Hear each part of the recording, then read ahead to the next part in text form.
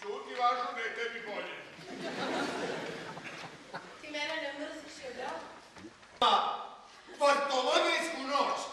Ko ima vama tato s takvom mržnjom govori? Govorim ja. Gospođice, ona...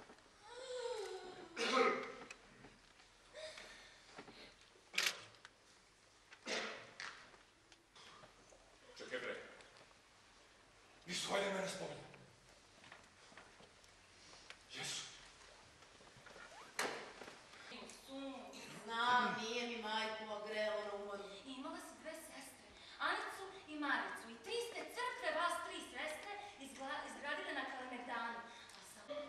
Zato što čak i smrtnu presudu čini bespredmetnom. Zato što čak i smrtnu presudu čini bespredmetnom. Zato što čak i smrtnu presudu čini bespredmetnom. Ne može da piše, nemojte da tero da se upije. Napiši na kako. Da donesim hladno čaše, vodu i kocku šećera za našega momu. Možda ćemo ga bolje razumeti kad okvasi usta malo.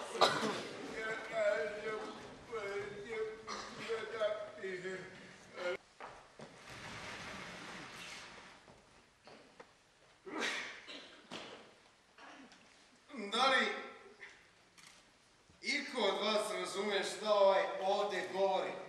Da imaš tvoju majkajanju, Zoru, Amer. da imaš tvoju sobu, momo, svoje ime i prezime. Znam sve šta imam,